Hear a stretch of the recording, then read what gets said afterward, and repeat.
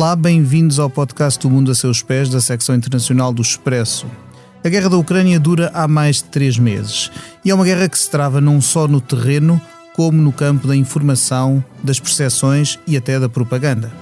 Estamos a gravar na manhã de segunda-feira, 30 de maio, um dia depois do presidente Volodymyr Zelensky se ter feito ver pelas ruas de Kharkiv, segunda maior cidade da Ucrânia, naquela que foi a sua primeira deslocação conhecida para fora de Kiev desde que a Rússia invadiu a Ucrânia a 24 de fevereiro.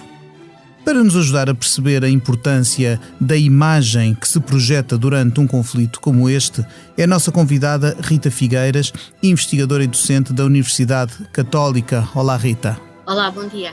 A edição técnica deste episódio é de João Luís Amorim e a conduzir a conversa estarei eu, Pedro Cordeiro, editor da secção internacional. Leia o Expresso em primeira mão, onde quer que esteja. Assine o Expresso Digital e tenha acesso a todos os conteúdos exclusivos e leitura antecipada do semanário às 23 horas de quinta-feira. Apenas 1,35€ por semana, durante 2 anos. Todas as vantagens em expresso.pt/assinatura digital. Expresso. Liberdade para pensar. Rita, começava talvez por pegar neste gancho de atualidade para lhe perguntar que importância tem uma visita a Kharkiv, fortemente coberta do ponto de vista mediático, como a que fez o presidente da Ucrânia ontem, e até enquadrando-a no que tem sido a constante presença de Volodymyr Zelensky nos nossos ecrãs, nos nossos escutadores, nos nossos telemóveis, em toda a parte. Esta visita de ontem, digamos, por um lado, ela é o reforço de uma estratégia de comunicação que nós vemos desde o início do conflito e, por outro lado, também pretende introduzir aqui alguma variação, digamos assim, sobre o mesmo tema. Como sabemos, a maioria das vezes nós vemos o Zelensky, enfim, nos seus bunkers, ou nos gabinetes, e não presencialmente. Essas imagens presenciais, como a que vimos ontem, são raras. Penso que terá um lado de demonstrar que ele se mantém no território, na Ucrânia. Portanto, para quem imaginar, eventualmente, toda a desinformação que pode correr e os boatos a dizer que o próprio está a salvo e que é o país que está a ser destruído, portanto, mostra que está no território. Depois também tem uma função de reforço não só das tropas, mas também na mobilização da população, não é? Porque mostra que ele está ali no terreno a reconhecer o trabalho daqueles soldados que estão a pôr em causa a sua própria vida, com certeza, a lutar pelo território ucraniano, e também para a população em geral ucraniana também demonstra esse reforço, mas também para a comunidade internacional, não é? Que ele ali está e pretende continuar sem mudar a sua estratégia, ao contrário das pressões que nós sabemos mais recentes, para que a Ucrânia possa rever a sua posição face à guerra e de que modo é que está disposta a considerar até onde é que vai, digamos assim, na concessão ou não dos tais territórios. Foram as questões que foram discutidas esta semana. Pode-se dizer que de alguma forma Zelensky, e sem que seja esse obviamente a única função destas suas comparências e intervenções, pode-se dizer que compensa um pouco na superioridade, comunicativa, aquilo que pode ser uma inferioridade no terreno militar? Isso com certeza que nós vemos que essa compensação mediática, tecnológica, na construção simbólica da guerra e da definição, esta é uma guerra em que nós estamos no centro e que a forma como nós definimos o que está a acontecer é como toda a gente também deve ver. Essa dimensão é muito importante, com certeza. Ela é importante para a formação da opinião pública internacional, para essa própria opinião pública pressionar os seus líderes, não é? E puxá-los para que não ignorem a situação. Isso principalmente no início, não é? Para que não ignorassem a situação e que percebessem que o problema da Ucrânia era um problema de todos e também, claro, a sua mobilização interna. Mas há aqui uma outra questão que também me parece interessante. Se por um lado nós vemos que esta estratégia de comunicação ela é inovadora e é disruptiva face ao que nós conhecemos das concepções clássicas de como se gera informação do ponto de vista das guerras, por outro lado ela parece-me que onde ela não é disruptiva é na continuidade, por um lado, do que acontecia na Ucrânia desde que houve a invasão em 2014 da Rússia, não é? Que tomou os territórios do Donbass e a Crimeia, e a partir dessa altura a Ucrânia montou mesmo uma estratégia de comunicação contra a desinformação e vários tipos de organizações relacionadas com os médias foram criadas, nomeadamente a Ukraine Today, um canal internacional que pretendia também rivalizar com a Russia Today, não é? Claro. Portanto, tinha essa função. Também vários centros de fact-checking, precisamente para tentar combater o trolling, as fábricas de trolls e também os bots que pretendiam disseminar desinformação na Ucrânia vindo ou principalmente controlada a partir da Rússia, e também empresas na área de relações públicas e de construção da identidade da Ucrânia, que também faziam uma espécie de monitorização dos média e da forma como a Ucrânia estava a ser projetada no mundo e por relação a essa guerra que tinha com a Ucrânia, com a Rússia, perdão. Portanto, o que é que vemos aqui? Um continuar de uma estratégia que já existia e, por outro lado, assumar uma proficiência, de facto, ímpar naquele contexto, que era do próprio Zelensky, que potenciou no contexto de guerra o que já tinha potenciado enquanto candidato presidencial em 2019 e enquanto celebridade naquela região, né, de entertainer,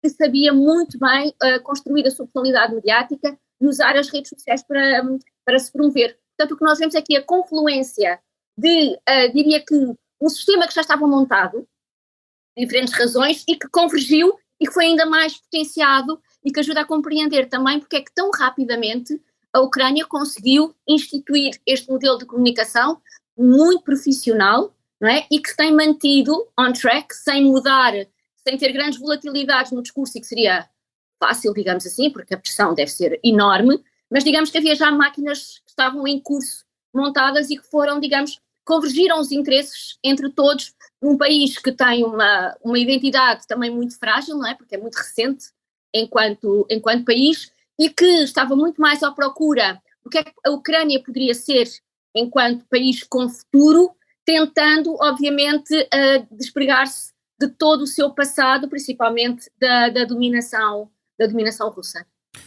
E nesta quase performance que Zelensky agora tem no campo, de facto, no contexto de guerra, no contexto político e vindo do seu contexto artístico, tem havido, digamos, outros figurantes, outras personagens que se vão juntando. Portanto, temos visto um desfilar de figuras internacionais por Kiev, incluindo o primeiro-ministro português já lá esteve, o Presidente da República está desejoso de estar, até é quase surpreendente não tenha sido dos primeiros a dirigir-se a Kiev, conhecendo o que tem sido a sua energia em vários contextos. E de que forma estes apoios têm importância, sobretudo a nível interno da Ucrânia, para mostrar aos ucranianos que o mundo está com eles? Por um lado, sim, com certeza que demonstra que a definição da Ucrânia da situação está a ser reconhecida internacionalmente, não é? Portanto, não a isola, antes pelo contrário, constrói pontes e é o reconhecimento dessas ligações que estabelece com o mundo. Mas, por outro lado, tendo em conta, como nós sabemos, que esta questão da Ucrânia conseguiu muito bem também sensibilizar as opiniões públicas internacionais, obviamente também pelos motivos nobres, mas também porque a estratégia de comunicação está muito bem, está a ser muito bem conduzida, também tem uma mais-valia de consumo interno em cada um dos países. Diria que grande parte dessas viagens que fazem os primeiros ministros, diria dos países menos centrais na condução do processo, a grande rentabilização será principalmente interna para as suas próprias opiniões públicas, até porque nessas visitas dos primeiros ministros nacionais, digamos assim, de Portugal, como já foi de outros países mais periféricos no que diz respeito à possibilidade de resolução aqui deste conflito, ou ter uma intervenção mais predominante, esses ministros, esses primeiros ministros, tendem a ser acompanhados quase exclusivamente por meios de comunicação nacionais. Não é? Portanto, aí digamos que há aqui um lado de consumo interno. Agora, há aqui uma outra questão também muito interessante que esta guerra introduziu, e principalmente por causa desta profissionalização da comunicação e a capacidade de gerir não só do ponto de vista mediático, mas também do ponto de vista das tecnologias, das redes sociais, a percepção que é através do telemóvel, que é de facto o dispositivo central no consumo da informação e também no consumo da guerra. Eu aí arriscaria a dizer que nunca houve uma guerra em que isto acontecesse com esta dimensão e com esta projeção. Sim, o que traduz bem a centralidade das tecnologias e das comunicações móveis da nossa sociedade, porque vemos isso na guerra como vemos outras dimensões. Aqui, digamos que a guerra é só uma confirmação dessa centralidade mais do que uma excepcionalidade, porque provavelmente também se está aqui a instituir um novo modelo, não é? Que é um modelo também em que a visibilidade expandiu-se, porque normalmente as questões da diplomacia era tudo muito mais ou secreto ou discreto, não é? Agora há uma quantidade imensa de atividades que ocorrem no palco, digamos assim, das múltiplas visibilidades. Portanto, diríamos que fazer e promover fazem parte do mesmo processo. Ou seja, talvez se não houvesse promoção, algumas atividades podiam não ocorrer. Uhum. Não é? Claro. E aí incluímos as visitas, incluímos as preleções que o próprio Zelensky também tem dado à distância em muitos parlamentos e noutros fóruns internacionais, ainda agora em Davos. Nas Nações Unidas. Nas Nações Unidas também, exatamente. Hoje, não é?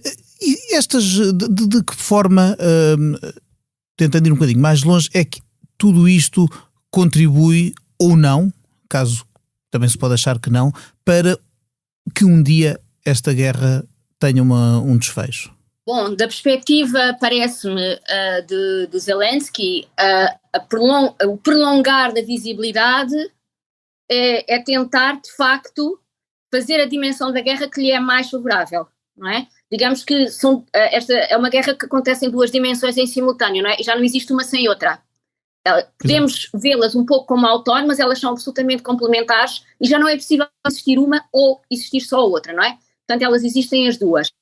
A permanência no espaço público e a capacidade de continuar a que a visão dominante seja a visão que seja favorável à Ucrânia é uma das formas que a Ucrânia tem de fazer com que a sua perspectiva seja aquela que vá vingar, não é?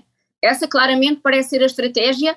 E até em Davos, numa entrevista que o Zelensky deu, disse que sabia que a qualquer momento, no scroll das pessoas, mais cedo ou mais tarde, quando chegassem questões da Ucrânia, passariam para cima. Pois, porque há o risco do fastio, não é?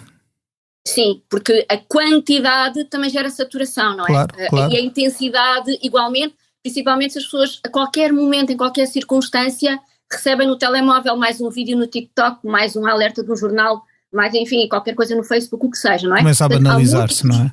E, aliás, nós temos pontos de entrada. Claro, há muitas guerras no mundo, não é da Ucrânia pelo menos por enquanto, claro. Mas há muitas guerras esquecidas por esse mundo fora, que continuam a existir. Se eu pensar na Síria ou no Iémen, também, obviamente com realidades com que se calhar o público europeu e português tem menos afinidade, mas elas, o que não impede que continuem a morrer pessoas e a haver destruição, claro. e desgraça.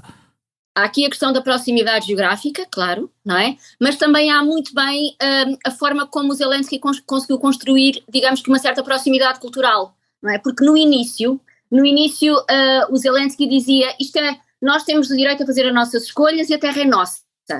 E portanto isto era de uma certa forma quase o direito à autodeterminação, mas isso isolava um pouco a Ucrânia, não é? E depois é que houve ali uma espécie de spin e que disse o que nós estamos é a lutar pela liberdade e por uma sociedade livre e por Exatamente. Uma sociedade democrática. Portanto, e aí estabeleceu... Claro, uma empatia até com as democracias ocidentais em geral. Não? Exatamente, portanto foi um reposicionamento quando decidiram que a estratégia seria do engagement, do envolvimento, da interatividade, mas tudo estratégias que já existiam, que o próprio Zelensky já fazia enquanto candidato, para não falar já enquanto celebridade, claro. Mas enquanto candidato, que também a sua próprio programa eleitoral foi uma proposta no Facebook e que pediu às pessoas que enviassem sugestões do que é que ele deveria, ter como bandeiras na sua campanha, também uma comunicação muito mais personalizada, informal e intimista, como ele faz agora também, não é? Portanto, vemos aqui, digamos, um continuar mudando o cenário, obviamente mais crítico, com certeza,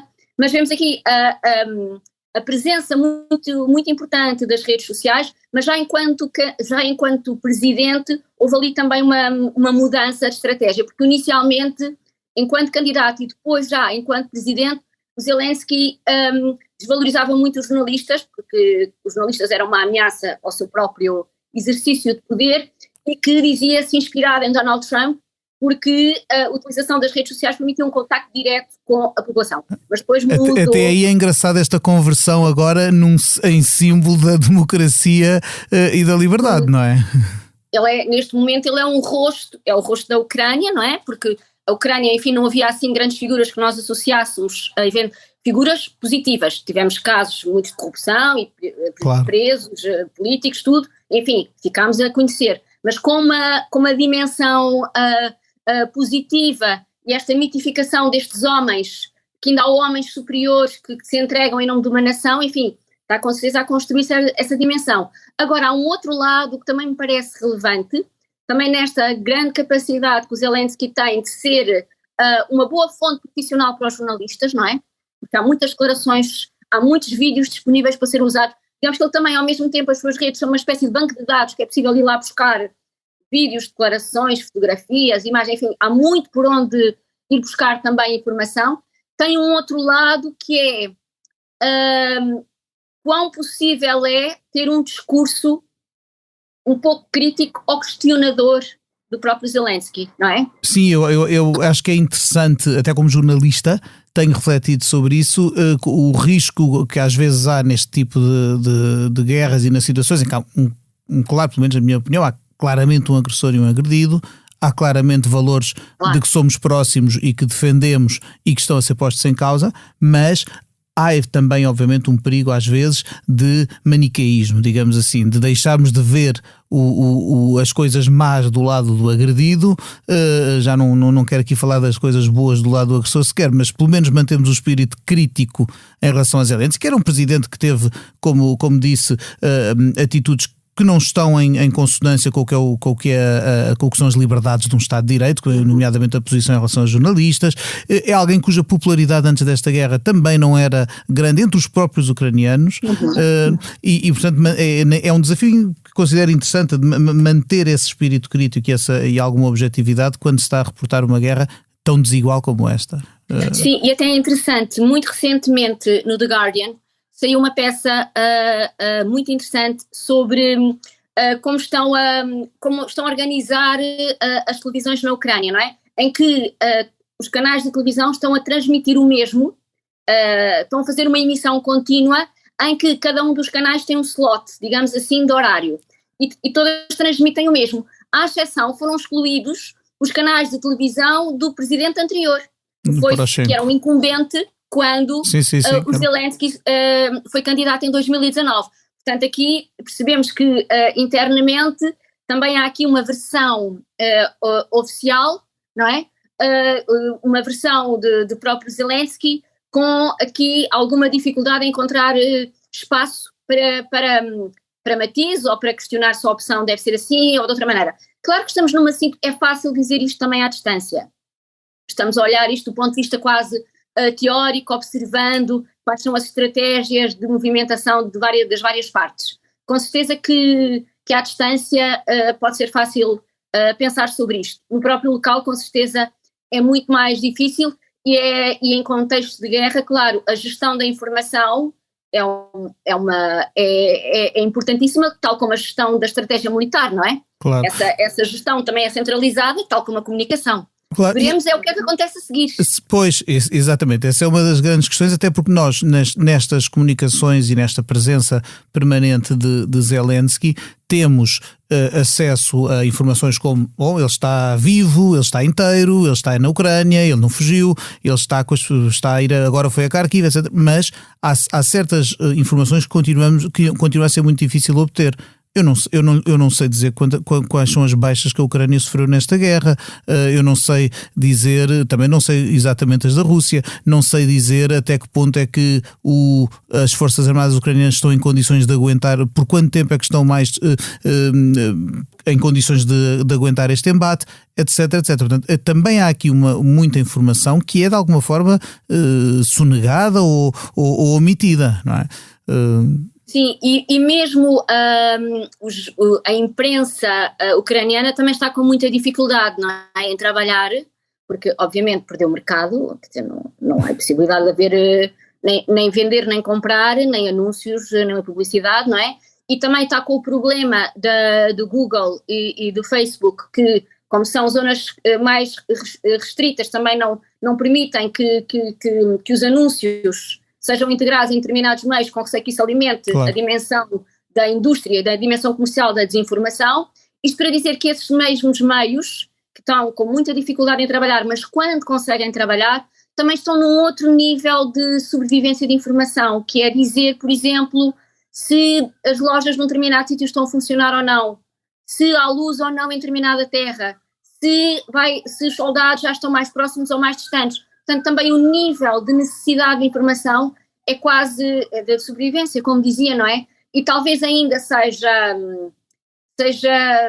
pouco expectável que neste momento possa haver esse tipo de informações, como dizia, tal como há a gestão da estratégia militar, também há a gestão centralizada da estratégia de informação. Agora, o que é certo é que está um sistema montado que é difícil de quebrar uma vez encontrado o que é que seja como solução, não é? E quando? Enfim, porque essa também é uma questão que me parece do ponto de vista da comunicação relevante, que é, quanto mais tempo durar a guerra, mais difícil é de manter a unidade comunicacional. Claro, e até a própria unidade por exemplo, entre os países cá de fora que apoiam a Ucrânia, vão aparecer visões diferentes, eu julgo que os países também vão ter, os países e as opiniões públicas vão ter pontos de inflexão ou pontos de saturação diferentes, consoante os países e os governos, em relação a, até quando é que temos que estar agarrados a isto, não é? E mesmo internamente, não é? Por enquanto, a dimensão da empatia, da afetividade, do fascínio e da surpresa, porque também há muito aqui o fascínio e a surpresa, não é? Uma descoberta.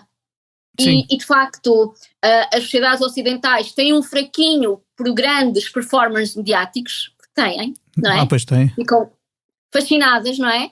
E há esse fascínio também que se associa facilmente ao Zelensky. Mas, como sempre, o tempo desgasta. Não só quem vê, mas também quem é o protagonista, não é? Pois mesmo. Claramente também se percebe que o próprio está agastado, o que é, obviamente, é impossível não estar, não é? Seria impossível não estar. Mas, portanto, parece-me que o tempo aqui será importante. Mas também é verdade que, também devido com certeza às várias empresas de relações públicas e profissionais que já estavam a trabalhar com Zelensky e que se mobilizaram também agora, certamente, para esta causa, que é de como é que se coloca a Ucrânia no mapa neste contexto de guerra, não é? Portanto, há aqui várias entidades com certeza a trabalhar todas para o mesmo... para manter no radar, não é?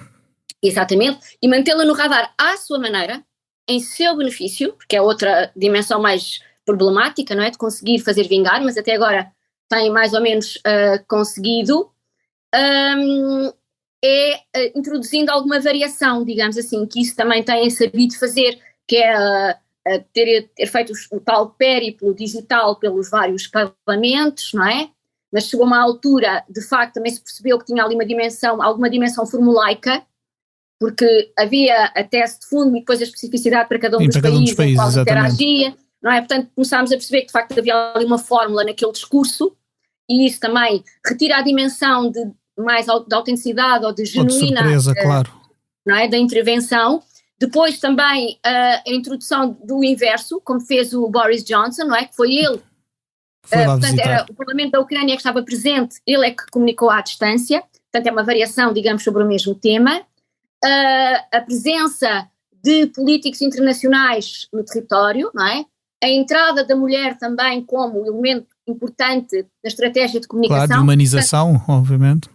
Vai havendo aqui introdução de algumas variações para não cansar e manter sempre algum nível de interesse, aqui no sentido mais pragmático do termo, que essa dimensão também é importante para o consumo internacional, não é? E para que as pessoas continuem a entender que é importante ajudar. Mas é difícil, até porque ninguém está a salvo de acontecer outra coisa qualquer no mundo. Com certeza, e para já podem acontecer outras coisas, e depois com o tempo, a disponibilidade dos cidadãos de outros países para suportarem, como estão a suportar, algumas das consequências económicas, nomeadamente desta guerra.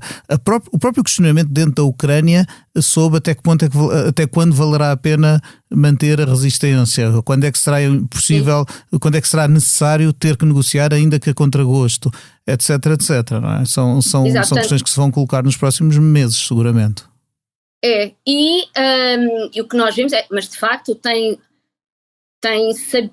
enfim, o Zelensky e quem o está a assessorá-lo e a trabalhar nestas questões com ele, têm sabido prolongar bastante, não é?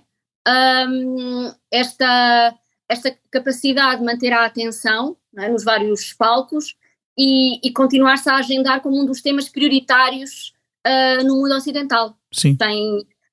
Tem conseguido, não é? E agora também com esta outra dimensão, que pode parecer sumenos, mas no soft power também é fundamental, como a entrada, a recuperação e digamos que o revitalizar da sua série, não é? A série que, enfim, que teve Os Servidores do Povo, que é o nome, que foi o nome do partido, exatamente. Portanto, para vermos o que é aqui a continuação entre o entretenimento, a política, a guerra, o digital, enfim, é tudo uma mescla, não é? Sim. A entrada da série no menu da Netflix, que é também uma forma importante de manter uma ligação afetiva com os públicos, não necessariamente muito interessados em consumir a informação, mas gostam de consumir emoções, e há aqui uma dimensão de consumo de emoções também associada, e o filme, não é? Que há também o filme que fez depois de ter feito as várias temporadas da série. Da série. Também são uma forma de prolongar, não é? E de manter o laço apertado com a população internacional, mas claramente aqui estamos a ver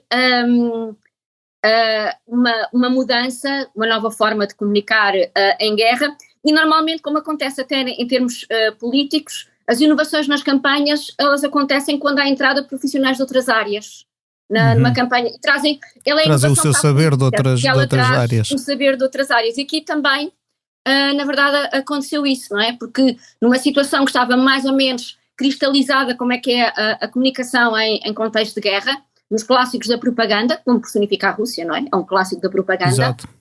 E alguém que traz outras lógicas comunicativas, principalmente do entretenimento e de empresas consultoras de relações públicas, e que transforma o objeto de guerra num objeto completamente diferente daquilo que nós estávamos habituados, e isso ajuda a compreender de facto a relevância e a centralidade que mantém nos nossos média e nos interesses da opinião pública em geral. A Rita falava precisamente da Rússia como o modelo oposto, o modelo da propaganda clássica de guerra, e eu ia-lhe pedir também a sua impressão sobre o que tem sido do lado russo a comunicação, as aparições bastante mais parcas, é verdade, e raras, quer do presidente Vladimir Putin, quer dos seus ministros, sobretudo o da defesa e dos negócios estrangeiros. Como é que tem olhado para o esforço, para a batalha da informação do lado russo? Por um lado também uma continuação, não é? Porque não só uma continuação, porque o que hoje a Rússia diz sobre a Ucrânia, a questão fascista e todas essas questões, já dizia e já justificou para em 2014 tomar a Crimeia e entrar no Donbass, não é? Portanto, digamos, essa narrativa ela já existia. E, portanto, foi, digamos, com um outro episódio de uma mesma narrativa que já existia, e mesmo quando na Geórgia também foi mais ou menos esta narrativa que teve aqui em causa. Para não falar, digamos, de uma questão mais macrocultural, que também nos livros das escolas, por exemplo, nos dias, nas festividades, toda esta narrativa encontra diferentes contextos de comunicação e meios de comunicação, como os livros da escola, como eventos, como feriados nacionais, onde vai reforçando, digamos assim, toda esta sua narrativa da Rússia imperial e de desnazificar todos aqueles que sejam uma ameaça ao próprio projeto imperialista da Rússia. Por outro lado, temos a estratégia mais específica no contexto, que foi novamente fechar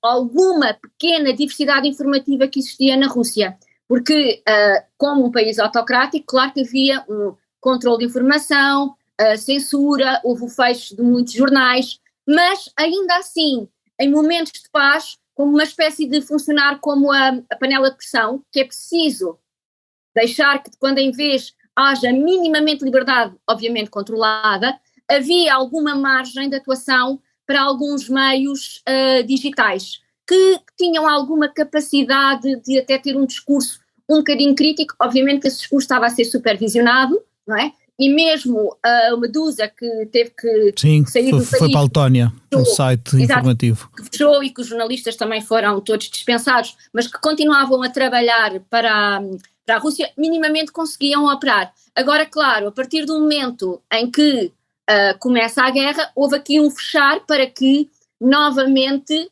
a versão possível de correr sobre a guerra fosse a versão oficial, não é? Nós ouvimos agora, aqui no Expresso, temos publicado a nossa correspondente em Moscovo tem-nos enviado periodicamente umas revistas de imprensa do que se passa na paisagem russa, quer do ponto de vista dos órgãos mais afetos ao Kremlin, quer dos órgãos críticos que são mais escassos e que trabalham em condições piores, e realmente o que se sobressai muitas vezes é as versões do que os russos, ou que a generalidade do povo russo está a receber do que se passa nesta guerra, são de tal forma, às vezes delirantes, que custa a crer. Aquilo é mesmo o que estão, para muitas pessoas não há outra versão, senão aquela. Mas é que é uma versão que vai sendo sedimentada ao longo do tempo, não é? Ela não começou agora. Claro. A nós espanta-nos porque foi agora que tomámos que conhecimento. prestamos atenção, é verdade. Agora, se nós pensarmos que foi desde a escola primária, desde os livros da escola, continuação de consumo eventualmente da literatura, do cinema, da televisão, ao longo do tempo, portanto, tudo encaixa nessa metanarrativa, digamos assim. E, portanto, há uma mundividência que foi construída e que dificilmente ela é ameaçada se todas as novas informações forem enquadradas nesse contexto. Agora, há aqui uma questão interessante, e aí abala claramente uma estratégia de comunicação mais centralizada, vertical, unidirecional, distante, formalista, não é? Como é claramente a de Putin, que é no contexto da descentralização tecnológica em que nós vivemos.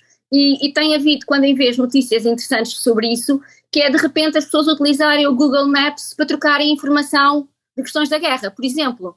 Porque ou a Rússia começa a desligar tudo, não é? E acaba o Google, acaba o YouTube, acaba o Google Maps, acaba qualquer tipo de aplicação. O Clubhouse também inicialmente foi muito usado para as pessoas discutirem questões relacionadas com a guerra, e faz sempre a sensação quase um bocadinho como a areia, não é? Pode-se tentar apanhar, mas há sempre sim, a informação escapa sempre por algum lado, a não ser que se corte tudo, uma espécie de Coreia do Norte, que também provavelmente não seria do interesse da própria propaganda russa, que também vive de se fazer para fora, não é?